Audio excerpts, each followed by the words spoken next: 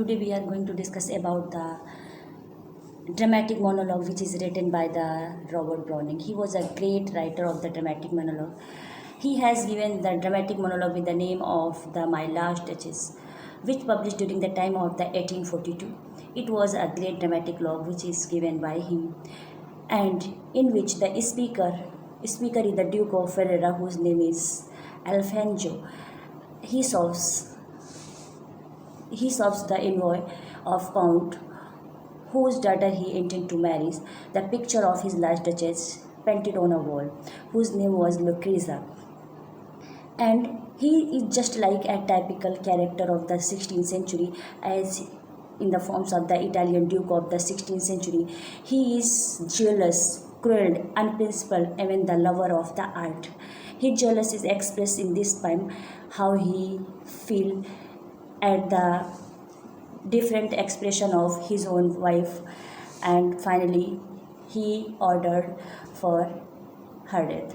And like a lover of art, Fra Pandolf has painted picture of his wife on wall, and he has a bronze statue of Neptune, sea god, taming a seahorse, which shows his love for art. And this monologue was written by Browning during time of his journey to southern Italy. There he has read a book in the forms of the story, a story about the Duke of Italy, who has married thrice, and after that the first wife of his was too much noble and amiable, but in spite of that he suspects at her and feels that she is very unfaithful toward him, and finally he ordered to his courtier to give death her. In these forms, the source of inspiration comes to Browning for writing this monologue from that story which belonged to the Italian Duke. Now I am going to explain you the whole poem line by line. It is a poem which I have already declared that it is a Duke Alfonso, who is the Duke of Ferrara, यानी कि अल्फेंजो जो है राजा हैं Ferrara के, और he expresses these lines about his duchess with the name of the Lucrezia, यानी कि अपनी महारानी क्वीन के लिए, डचेस मीन्स क्वीन होता है ना, उसके लिए जो इन्होंने एक्सप्रेस किया है. कहना that is my last duchess painted on the wall, looking as if she were alive. I call that piece a wonder now. Fra Pandolf hands worked busily a day, and there she stand. Will not please you sit and look at her? I said, Fra Pandolf's by design, for never read strangers like you that pictured countenance, the depth and the passionate its earnest glance puts to myself thy turn, since none puts by the curtain I have drawn for you but I, and seemed as they would ask me if they durst how much a glance came there, so not the first are you to turn and ask thus, sir. It was not her husband's presence only car that spots of joy into the duchess' cheeks perhaps. Here in the beginning of the line, that is my last duchess painted, यहाँ पे जो है कह रहा है Alphonso Duke of Ferreira कि ये जो है हमारी रानी का जो है चित्र है, दीवार पर जो है टंगे हुए चित्र की ओर इशारा करते हुए कहता है ड्यूक संदेशवाहक को बताता है कि यह उसकी अंतिम डचेस का चित्र है. अभी ये जो भी यहाँ पे एक्सप्रेस कर रहा है वो मैसेंजर को कर रहा है, और मैसेंजर जो है आया है, जो भेजा गया है, क्योंकि जो है बगल का जो राजा है काउंट है, वो अपनी बेटी का जो है मैरिज करना चाहता है इससे. तो मैसेंजर जब आया तो उसकी सारी जो है अपनी लास्ट डचेस के बारे में पूरी कहानी को वो एक्सप्लेन कर रहा है इसमें. तो कह रहा है कि ये जो चित्र टंगा हुआ है दीवार पर, उसकी ओर इशारा करते हुए कह रहा है कि ये ड्यूक संदेशवाहक को बताता है कि ये उसकी अंतिम डचेस का चित्र है. लास्ट डचेस इसीलिए यूज किया गया है ना, कि ये उसकी लास्ट डचेस का जो है चित्र है. और क्या कह रहा है, जो दीवार पर टंगा हुआ है ना, looking as if she were alive, और कैसी वो लग रही है, जीवित लग रही है. किसमें जीवित लग रही है, उस चित्र में. I call that piece a wonder now, और जो है उसके चेहरे पे जो है उसी तरह जो है लालिमा है जैसे कि वो जीवित हो. फ्रा पेंडोल्फ यहाँ पे जो है एक इमेजिनेटिव सेंस आर्टिस्टेंस है, पेंटर है, उसके लिए एक्सप्रेस किया गया जिसने उस पेंटिंग को बनाया है ना।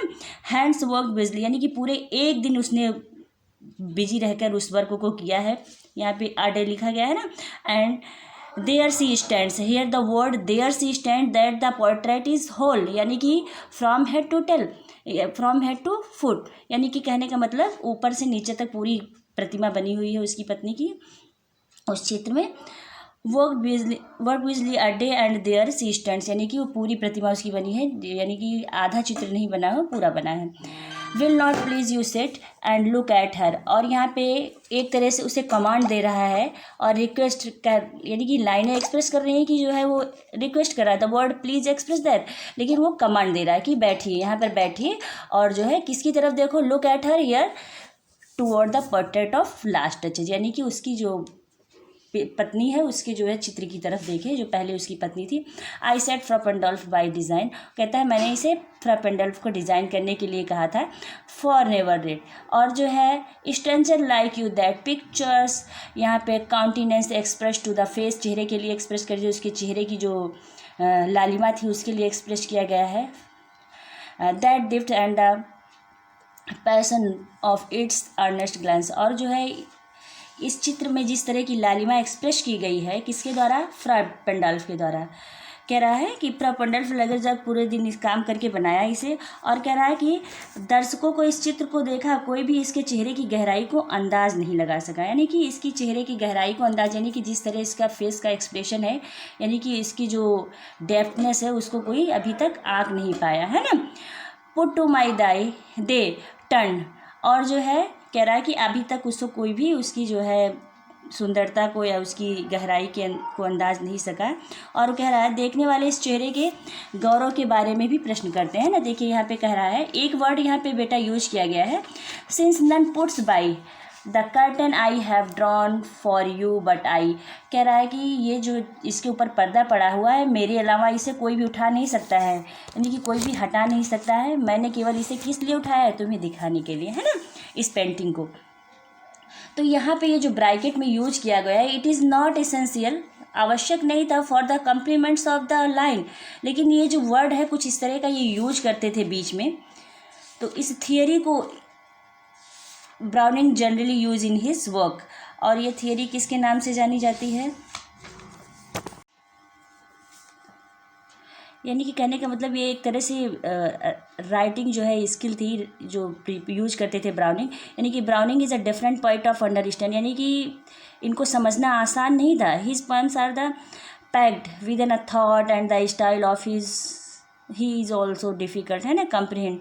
और कहते थे जैसे टेनिसन ने कहा, once I said that he could only understand the 2 lines of the above mentioned longer poems, और he was also the opinion of the Douglas कहते हैं कि 2 statements were enough to know that Browning's poems were unintelligible for the readers, कहने का मतलब ये एक तरह से ऑब्सक्योरिटी एक्सप्रेस करने के लिए लाइनों को बीच में यूज करते थे हिंड्रेंस के रूप में, है ना, सेंस यानी कि ब्रैकेट के रूप में। अगर ये ना होती ये लाइन्स, तब भी जो है लाइनों के कंप्लीटेंस में कोई जो है हिंड्रेंस नहीं आती पूर्ण होने में।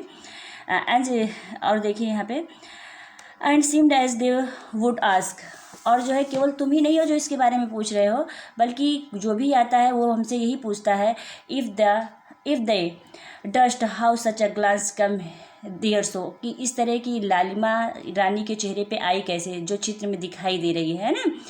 Not the first are you to turn and ask me, तुम ऐसे पहले व्यक्ति नहीं हो जो इस तरह का क्वेश्चन हमसे करोगे, ठीक है।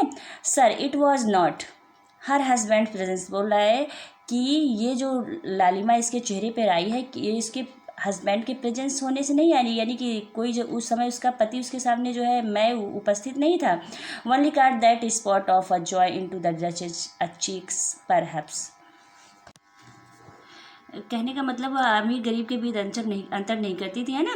ड्यू का नौकर में और उसमें भी कोई अंतर नहीं करती थी, यानी कि किसी भी व्यक्ति को देखकर वो मुस्कुरा देती थी, है ना। ड्यू की ऐसी सुंदर अगूढ़ी पत्नी के होने का उसे गर्व ही था, लेकिन वो उसके स्वभाव से बेटा ईर्ष्या भी करता था, है ना। और देखिए क्या कह रहा है, फ्रॉपेंडोल्फ चांस टू से, यानी कि कह रहा है कि हो सकता है उसके जो चेहरे पे लालिमा थी कि फ्रॉपेंडोल्फ ने जो है कोई कॉम्प्लीमेंट उसे दे दिया हो ना। हर मेंटल यहाँ पे mental express for the clock यानी कि ढीला ढाला वस्त्र जलाबादा टाइप में उसके लिए एक्सप्रेस किया गया है ना। Lapse over my ladies rest too much, उसने कह दिया हो कि जो है तुम्हारे रेस्ट यानी कि कलाई के लिए एक्सप्रेस किया गया है। जो आपका ढीला ढाला वस्त्र जो गाउन है आपकी कलाई तक ज़्यादा यानी कि ढके हुए हो, इस तरह भी कह सकता है, इसलिए जो है उसका चेहरा जो है लाल हो गया हो। Are paints must never hopes to reproduce the faint half flush that dies along her throat. Such a stuff was courtesy, she thought, and cause enough for calling up that spot of joy. और कह रहा है कि must never hope to reproduce the faint that flush that dies along her throat.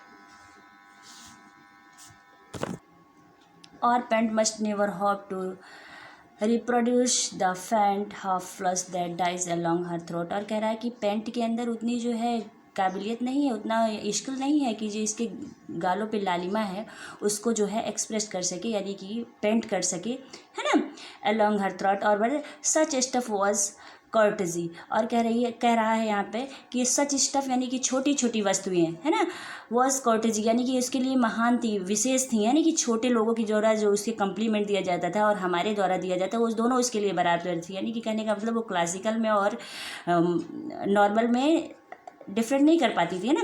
C thought and the cause enough for calling up that spot of joy, और ये सब चीज़ें उसके लिए पर्याप्त थी क्या देने के लिए, स्पॉट ऑफ जॉय यानी कि उसके चेहरे पर खुशी देने के लिए।